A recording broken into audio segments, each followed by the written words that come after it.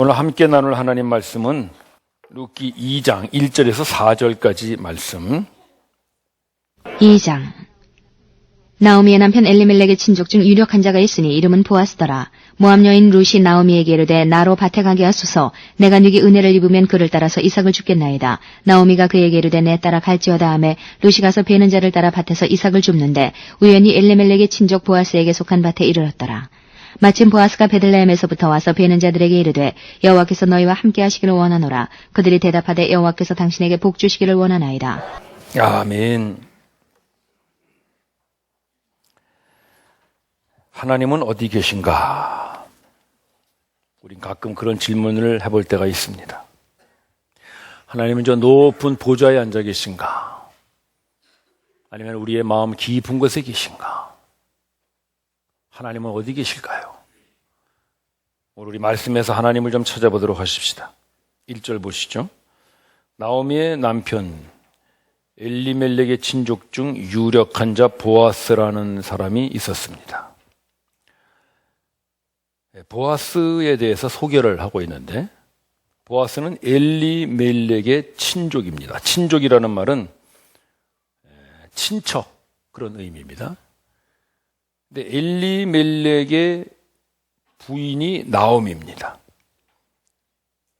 그런데 이 엘리멜렉이 먼저 죽습니다. 그러니까 나오미는 이제 과부가 됐죠. 근데 엘리멜렉이 살아있을 때에 생활이 어려워가지고 땅을 다 팔아먹었습니다. 그러니까 남편이 죽긴 죽었는데 재산이 하나도 남질 않았어요. 나오미는 남편 죽고 재산도 하나도 남지 않은 그런 가난한 과부가 되어버렸습니다. 근데 이제 이스라엘의 율법에 보면 비록 땅을 팔았어도 누군가 그 땅을 다시 사서 되찾아주는 그런 조항이 있습니다. 왜 그러냐면 한번 실패하고 몰락한 가문일지라도 다시 회복할 수 있는 그런 기회를 주시는 하나님의 은총이 담겨있는 율법이거든요. 그래서 그 팔아먹은 땅을 다시 되찾아주는 사람을 기업물을자라고 합니다. 기업을 다시 되찾아준다, 그런 의미예요. 우리도 어렸을 때 동네에서 딱지치기 하다가 왜 그럴 때 있죠. 뭐 딱지 다 뺏기고 나면은 나 그거 안 해. 뭐 다시 물러. 그래가지고 다시 딱지를 찾아오고 그런 떼쓰고 그럴 때가 있는데 그 똑같은 말입니다. 기업을 물러준다. 다시 되찾아준다. 그런 말입니다. 근데 그게 아무나 할 수 있는 것이 아니라 그 땅을 팔은 본 주인의 친족만이 그 일을 할 수가 있습니다. 그래서 그런 사람을 영어로 뭐라 하냐면 킨스만 리디머라 그래요. 그 킨이라는 말이 친족이라는 말에서 나온 말이거든요. 킨스만 리디머, 리디머라는 말이 구속자, 구원자, 그런 뜻입니다. 즉 보아스는 나오미의 구원자가 될 수 있는 사람 중에 하나입니다. 기업물을 짭니다. 또 한 사람이 소개되는데 룻이라는 여인입니다. 2절을 봅시다. 모압 여자 룻이 그 시어머니 나오미에게 나로 밭에 가게 하소서, 그렇게 요청을 합니다. 룻은 그 나오미의 며느리입니다. 근데 이 여자는 모압 여자입니다. 모압이라는 곳은 이스라엘 옆에 있는 이방 지역이죠. 그러니까 이방 여자입니다. 근데 이 룻의 남편도 일찍 죽습니다. 그래서 룻은 젊은 나이에 과부가 됐죠. 그러니까 시어머니도 과부, 며느리도 과부. 참 가련한 두 여인이 지금 살고 있습니다. 그런데 이 룻은 모압 여인인데도 남편이 죽고 나서 모압 땅에 그냥 남아있질 않고 그 시어머니를 따라서 시어머니의 고향인 이스라엘의 베들레헴이라고 하는 이 작은 시골 마을로 이주를 해옵니다. 그러니까 우리 식으로 치면은 다문화 가족이 된 거죠. 우리도 다문화 가족들이 많이 있어요, 우리나라에. 우리 교회에도 영어 예배에 다문화 가족들이 오십니다. 근데 다문화 가족들이 아무래도 우리나라에 산다는 것이 쉽지는 않습니다. 좀 보이지 않는 차별도 있고요. 또 아무래도 언어가 좀 어렵죠. 다문화 가족들 오면 제가 이렇게 영어 예배 가서 한 번씩 만나는데 한국말 좀 하시긴 하십니다. 근데 아무래도 잘 못하죠. 그리고 또 문화의 장벽이 크고요. 무엇보다도 얼굴 생김새가 다르니까 우리 한국 사람들 속에 잘 섞이지를 못합니다. 여러분 혹시 우리 교회 다문화 가족들 만나면 친절하게 해주시기 바랍니다. 루실지 몰라요. 루시라고 생각하시고. 여러분 루 만나면 좋겠죠? 여러분 누구 만나야 좋겠어요? 루 안 만나고 누구 뭐 요즘 유행하는 배우를 만나면 좋겠습니다. 여러분 루 만나면 참 좋습니다. 우리가 나중에 보겠지만 룻이 예수님의 할머니가 됩니다. 예수님 할머니 만나면 좋겠죠? 네, 조금 좋다 그러시네. 다문화 가족입니다. 그런데 이제 이 룻이 그 시어머니에게 나로 밭에 가게 하소서, 그 말은 뭐냐면요, 이 시어머니 고향 베들레헴을 따라 들어왔는데 와 보니까 시아버지가 다 땅 팔아먹고 아무것도 없으니까 뭐 좀 속된 말로 거지예요. 그러니까 밭에 나가서 추수하고 남은 이삭을 주워 가지고 겨우 끼니를 이어가는 이런 여자가 된 거죠. 참 가련하죠. 과부인데다가 가난하고 거기다가 또 이방 민족이고, 그러니까 아주 이 사회 속에는 도저히 어떻게 적응할 수 없는 그런 여자가 룻입니다. 근데 1절의 보아스와 2절의 룻을 비교해 보면 이 굉장한 이 대조를 우리가 볼 수 있는 것입니다.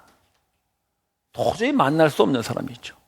보아스는 이스라엘 남자인 동시에 뭐라 그랬어요? 1절에 보면 유력한 남자라고 그랬잖아요.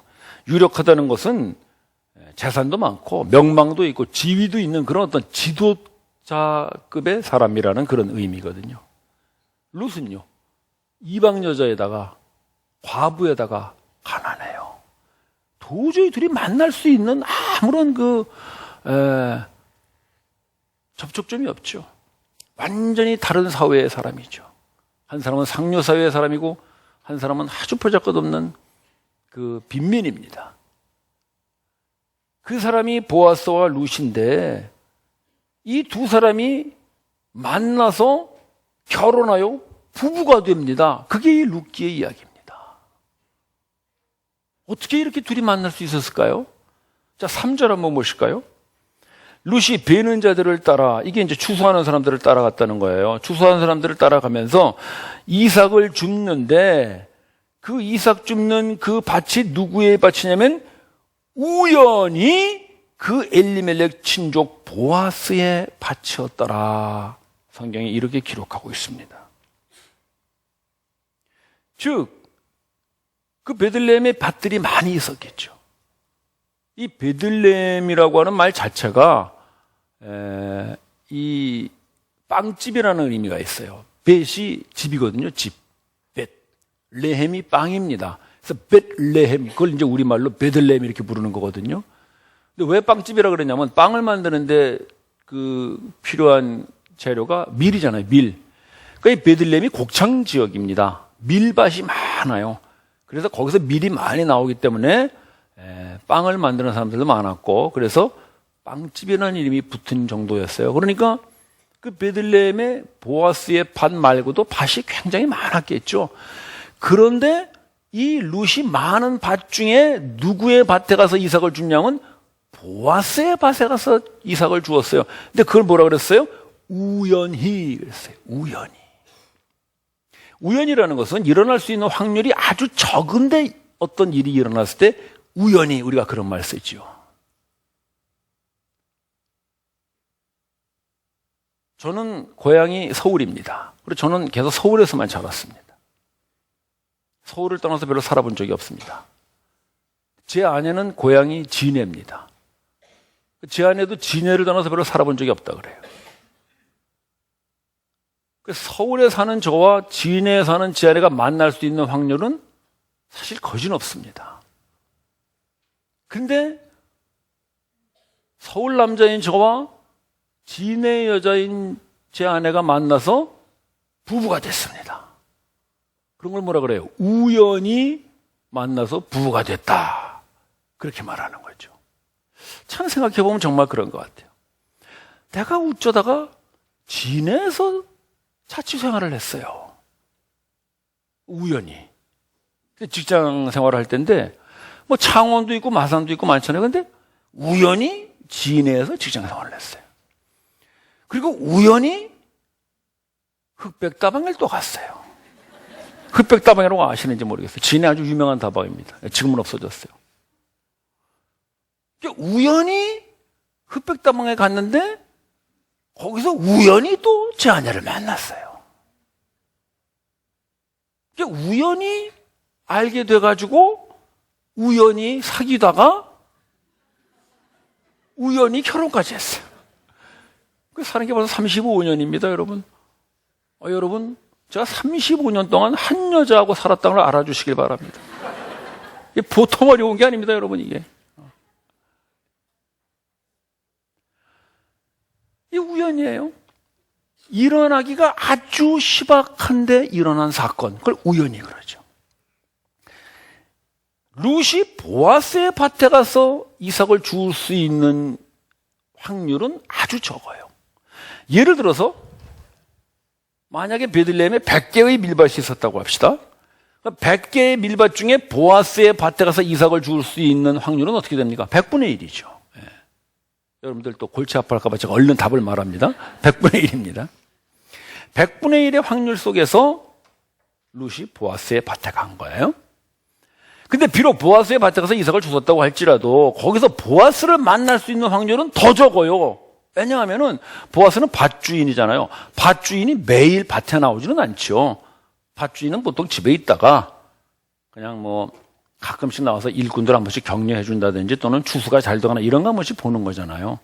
그런데 바로 그 룻이 보아스의 밭에 가서 이삭을 줍는 그때에 4절에 보시면 뭐라 그랬어요? 마침 보아스가 베들레헴에서 밭에 왔어요. 이 베들레헴이라는 건 이제 우리로 얘기하면 주택가로 얘기하는 거겠죠.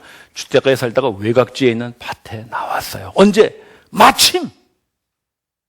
그러니까 3절에서 우연이라고 하는 것이 100분의 1의 확률이라면 4절의 마침이라는 것은 더 작은 확률을 의미해요. 만약에 보아스가 밭에 1년에 한 10번 나왔다고 해봅시다.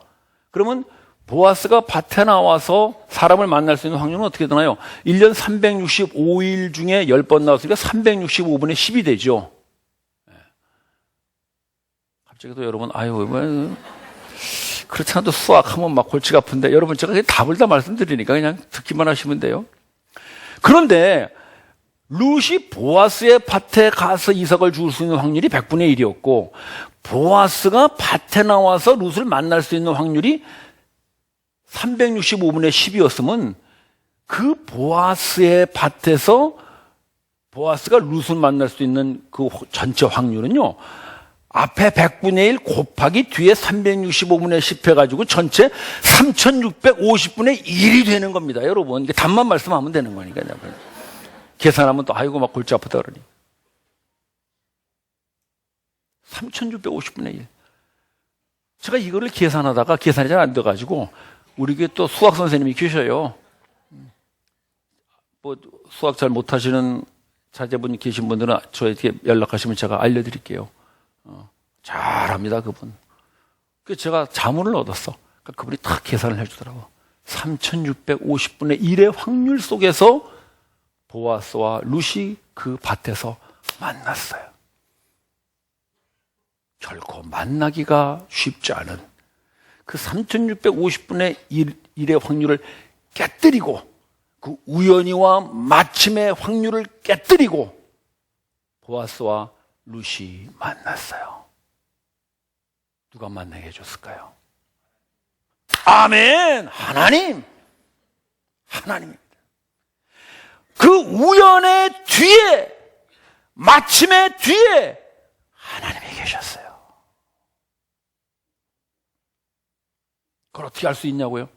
제가 시편 말씀으로 확인을 해드리겠어요. 시편 말씀 한번 보십시오. 시편 말씀. 시편 105편 말씀인데요. 우리가 잘 아는 요셉에 대한 얘기를 시편 기자가 지금 이렇게 쓰고 있습니다. 그가 기근을 그 땅에 불러 임하게 하셨어요. 그러가 하나님 말씀하시는 거예요. 그 땅이라는 가나안 땅을 말합니다. 가나안 땅에 기근이 들었어요. 우연히 들었겠죠. 사람들이 그렇게 말하는 거예요. 우연히 기근이 들었다. 기근 들 수 있잖아요. 근데 성경은 뭐라고 말해요? 그가 하나님이 기근을 불러서 그 가나안 땅에 임하게 하셨어요. 사람들은 우연히 기근이 들었다고는 우연의 뒤에 하나님이 계시다고 시편은 선포하고 있습니다. 왜 그런 일을 하셨어요? 그들이 양식을 의뢰함을 끊으려고. 여러분, 무서운 말씀을 하고 있습니다. 가나안 땅이 너무나 풍작을 이루었어요. 너무 이들이 풍요와 번영을 누리다 보니까 그들의 풍요의 신 바알, 아스타롯 막 이런 것들을 이들이 섬기는 거예요. 그래서 하나님께서 그런 우상을 섬기지 못하게 하려고 아예 풍작을 끊어버리시고 기근을 그들에게 내리셨어요. 2015년 우리나라 경제가 굉장히 어렵다 그래요. 제가 사업하시는 분들 성경 공부를 좀 인도한 적이 있었는데요. 그분들이 만나면 계속 그 얘기를 해요. 요즘같이 어려울 때가 없대요. IMF 때보다 더 어렵다고 그래요. 우리는 뭐 사업을 안 하니까 실질적으로 못 느끼겠습니다만 참 어려울 때인 것 같아요. 대통령조차도 뭐 요즘이 아주 그냥 위기라고 그러니까 어렵긴 어려운가 봐요. 근데 우리는 그걸 뭐라 그래요? 우연히. 우리 청년들 참 재수없게 우연히 청년 실업이 많을 때 내가 태어나서 이렇습니다. 우리는 그렇게 얘기하죠. 여러분, 성경은 그렇게 말하지 않아요. 우연히 우리 경제가 어려운 것이 아니라 뭘 끊으려고? 우리가 의뢰하는 양식을 끊으려고 하나님께서 우리의 경제를 어렵게 하고 있다고 시편이 해석하고 있습니다. 여러분, 세상 사람들이 말하는 우연히를 믿으시겠습니까? 성경이 해석하는 그 하나님의 손길을 믿으시겠습니까? 그게 신앙입니다. 우리가 GNP가 올라가고 우리가 뭔가 좀 잘 사는 것 같으니까 이제는 우리가 은근히 우리 스스로를 믿어요. 우리의 실력을 믿고 우리의 경제력을 믿고 우리의 강대국 되어지는 걸 믿어요. 하나님이 그걸 믿지 못하게 양식을 끊으시죠. 우연히 뒤에 하나님이 일하세요. 우리나라의 경기를 회복할 수 있는 길은 대통령이나 경제 전문가에 의해 나오지 않습니다. 그것은 하나님께서 그 우연의 뒤에서 일해 주셔야 해결될 줄로 믿으십시오. 교회가 책임입니다. 그 우연의 뒤에 계시는 하나님을 볼 수 있는 성도들의 교회가 나라를 살리고 사회를 살리는 것입니다. 자, 그런데 그 앞서라는 건 기근 앞서거든요. 기근 앞서서 한 사람을 보냈어요. 어디로 보냈다는 거겠어요? 애굽으로 보냈어요. 그게 누구예요? 요셉이에요. 우리가 창세기를 읽으면 요셉 이야기를 잘 알고 있잖아요. 요셉은 어떻게 해서 애굽으로 갔나요? 팔려갔죠. 형들이 시기를 내서 팔았잖아요. 근데 어디로 팔았어요? 애굽에 팔았어요. 왜 하필 애굽에 팔았을까요? 바벨론도 있고 아스루도 있고 뭐 다른 강대국들도 있는데 왜 애굽에 팔았을까요? 마침 그때 애굽으로 가는 미디안 상인들이 거기를 지나가고 있었어요. 그래서 그 형들이 팔은 거지 의도적으로 애굽에 보내려고 팔은 게 아니잖아요. 그래서 창세기는 뭐라고 나와요? 마침 미디안 상인들이 애굽을 향하여 가고 있어서 요셉이 애굽으로 팔려갔어요. 근데 시편은 뭐라고 해석해요? 그 앞에 하나님이 그 마침 뒤에서 일하셔서 요셉을 애굽으로 가게 하세요. 그게 성경의 해석이에요. 왜 그랬어요? 요셉이 애굽에 가서 총리 대신이 되죠. 가나안 땅에 기근이 들었을 때 그 요셉을 인해서 요셉의 형들과 그 아버지 야곱이 구원을 받습니다. 마치 보아스와 루스를 통하여 그들 뒤에 이어 내려오는 그들이 드디어는 그 이스라엘 백성을 구원하는 사람이 되는 것 같이 이 요셉을 통해서 이어지는 그들이 뭐냐면은 바로 그 가족들을 구원하는 그 역사가 일어나요. 우리 말씀 한번 보고 갈까요? 룻기 4장 한번 보세요. 4장. 2장 뒤에 3장 4장 한번 보세요. 그냥 뒤로 넘겨주셔서 4장 마지막 절을 보겠어요. 21절 22절. 4장 21절 22절인데요. 자 봅시다. 거기 보면 살몬이 그렇게 나오죠. 살몬이 누굴 낳았어요? 보아스를 낳았어요. 우리가 지금 이제까지 쭉 보았던 보아스예요. 그 보아스가 누굴 낳았어요? 오벳을 낳았어요. 이 보아스가 오벳을 낳았는데 누구를 통해서 낳냐면 바로 룻을 통하여 낳습니다. 둘이 결혼해서. 그래서 보아스가 오벳을 낳고요. 오벳이 이새를 낳고, 이새가 누굴 낳았어요? 다윗을 낳았어요. 그 다윗을 통하여 누가 나옵니까? 예수가 오죠. 예수가. 보아스와 룻의 결혼으로 끝나는 것이 아니라 그 보아스와 룻을 결혼시켜서 드디어 이어나오는 그 후손은 그 보아스와 룻이 속한 그 백성, 아니 온 열방을 구원할 그들의 진정한 킬스만 리디머, 바로 그 구원자 예수가 오게 하시도록 하나님께서 일을 하고 계셨어요. 요셉을 먼저 보내서 요셉의 가족을 구하듯이 보아스와 룻을 만나게 해서 드디어는 온 인류를 구하는 그 일을 하나님이 하세요. 어디서? 우연의 뒤에서. 마침의 뒤에서 하나님은 보이지 않지만 그 일을 하고 계세요.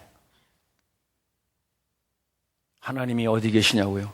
하나님은 높은 보좌 위에 앉아 있잖아요. 인간의 마음 깊은 심연에 숨어 있지도 않아요. 하나님은 심리학적인 분이 아니세요. 하나님은 실제로 우리가 부딪히며 살아가는 우리 인생에 우연히 일어나는 사건들, 마침 일어난 그 사건 뒤에 하나님은 계십니다. 그것이 보아스와 룻의 만남이고 요셉의 사건이고 저와 제 아내의 만남입니다. 저는 참 지나놓고 생각해보면 제가 제 아내와 만나서 지난 30년을 살아오면서 드디어는 이 부부 생활을 통해서 하나님이 이루고자 하시는 일이 있었구나라는 걸 아주 깊이 절감합니다. 부부로 산다는 거 쉽지가 않죠. 남자와 여자는 같이 살 수가 없어요. 왜? 남자는 어디서 왔어요? 여러분 그 책 읽어보시죠. 화성에서 왔고 여자는 금성에서 왔어요. 그래서 화성에서 온 남자와 금성에서 온 여자가 지구에서 같이 사는 게 부부예요. 그런데 그렇게 30년을 살다 보니까 화성과 금성이 부딪혀가지고 깨질 거 다 깨지고 부서질 거 다 부서져서 이제는 그 속에 남는 것이 예수 그리스도의 생명뿐인 줄로 믿습니다. 할렐루야. 그래서 우리가 예수 닮아가고 예수의 신앙을 키워갈 수 있는 길은 오로지 하나예요. 부부싸움을 얼마나 많이 하느냐에 따라서 결정되는 것임을 여러분 기억하시고, 부부싸움 할 때마다 아이고 내가 또 예수 닮아가는구나 라고 생각하시고 깊은 묵상과 기도 속에 지내시길 바랍니다. 해보신 분들은 다 알 거예요. 서로 알콩달콩 사이좋게 놀 때는 기도할 시간이 어디 있어요? 서로 좋아가지고 야단났지. 근데 서로 부부싸움하고 팅 해가지고 혼자 골방에 처박혀 있으면 주여 어쩌다가 저 여자를 만났는 거 주여. 그러면 꼭 하나님이 그러시죠. 그거는 네 마누라가 너 보고 할 소리다. 그렇게 하면서 이제는 우리 속에 다 그런 것들을 이렇게 걸러내세요. 그래서 우리 속에 착한 일을 시작하시니 바로 그 예수님의 생명만 남게 할 줄로 믿습니다. 보아스와 룻을 통하여 예수님이 나오듯 요셉을 통하여 그 가족들이 구원을 받듯 우리가 다투고 부딪히고 깨지고 상처 주고 하면서 살아가는 부부 사이에 드디어 우리 속에 예수의 생명이 점점 자라나서 드디어는 우리 속에 그 구원을 이루게 하시죠. 그것이 우연 뒤에서 마침 뒤에서 일하시는 하나님의 일하심입니다. 이게 어찌 부부 사이뿐이겠습니까? 여러분들의 인생 전체를 통해서 나타나는 수많은 우연과 마침이라는 사건들 속에 하나님은 그 뒤에서 일을 하세요. 만나고 싶지 않은 사람 우연히 만나가지고 속삭이는 바로 그 뒤에, 만나고 싶지 않은 일, 그 우연히 일어난 그 일 뒤에,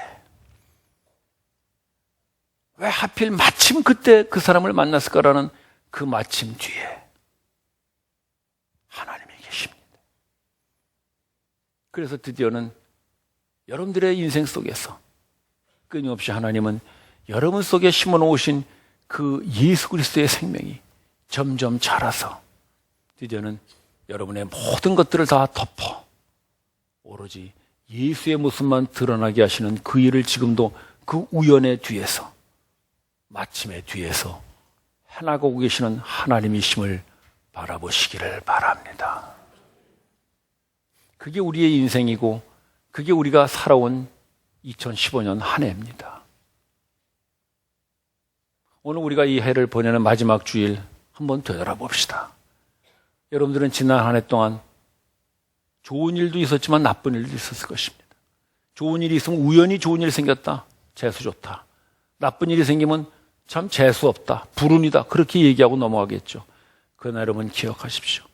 여러분들이 좋은 일을 만났던 그 우연 뒤에도 하나님이 계시고요, 여러분이 나쁜 일을 만난 그 우연 뒤에도 하나님은 여전히 일하고 계셨습니다. 그게 우리의 지나온 한 해를 바라보는 믿음의 눈입니다. 우연이라고 볼 것이 아니라 우연 뒤에 있는 하나님을 보는 것이고, 마침이라고 그냥 볼 것이 아니라 그 뒤에 계시는 하나님을 보는 것, 그것이 믿음입니다. 그래서 하나님이 그 뒤에 계시다는 걸 아는 사람은 이 한 해를 보내면서 아쉬움이나 미련보다 오히려 그 우연과 마침 뒤에서 일하시는 하나님을 봄으로 감사하고 성숙하고, 그래서 또 다가오는 한 해를 기대하게 됩니다. 하나님은 우연의 뒤에 계십니다. 여러분들의 인생 속에 만나는 수많은 우연과 마침의 뒤에 계십니다. 그래서 성경이 그렇게 말하는 것이죠. 보이는 것은 나타나는 것으로 말미암지 않느니라. 히브리서 11장 말씀입니다. 나타나는 것으로 말미암지 않는다는 것은 나타나지 않은 것으로 말미암는다는 말이잖아요. 보이는 것이 뭐겠어요? 우연이라는 이름으로 우리 속에 나타나는 사건들입니다. 그건 보여요. 그러나 나타나지 않는 것은 그 뒤에 계시는 하나님, 나타나질 않아요. 그러나 나타나지 않는 그 하나님이 보이는 우연의 사건들 뒤에서 드디어는 그 일을 이루어 내십니다. 그거를 히브리서 기자는 믿음이라고 말합니다. 올 한 해 아쉬움과 미련 속에서 허전하게 보내야 되는 분들 계시다면 오늘 이 말씀으로 여러분들이 우연히 만났던 그 모든 사건들 뒤에 하나님이 계심을 바라보시고 그 미련을 감사와 만족으로 바꾸시기를 바랍니다. 그리고 다가오는 새해도 우리가 어떤 우연과 마침의 사건을 만난다고 할지라도 그 뒤에 하나님이 계심을 끝까지 기대하고 이 한 해를 통해서 우리를 또 예수님의 생명으로 더욱 자라게 하시는 그 하나님을 기대하는 새로운 새해의 벅찬 나날을 맞이하시기를 주님의 이름으로 축원합니다. 기도드립시다. 형제 자매 여러분, 하나님 어디 계십니까? 하나님은 우연의 뒤에 계십니다. 하나님 우리 인생의 우연이라고 만나는 수많은 사건 뒤에 버젓이 일하고 계십니다. 여러분들이 만났던 슬픈 일, 여러분들이 만났던 기쁜 일, 여러분들이 만났던 실패의 일, 절망의 일, 좌절의 일까지도 그 우연히 만나고 싶지 않았던 그 일 뒤에서 하나님은 일하십니다. 성공의 일에서도 일하시지만 실패의 일 뒤에서도 하나님은 일하십니다. 주님, 내가 그 우연의 뒤에서 일하시는 하나님을 바라보고 내 인생의 모든 사건들 속에서 하나님을 보는 믿음의 눈으로 살아가게 하여 주시옵소서. 그래서 그 믿음으로 우리 속에 구원을 이루어내는 승리의 날들을 살게 하여 주옵소서. 우리 합심하여 기도합시다.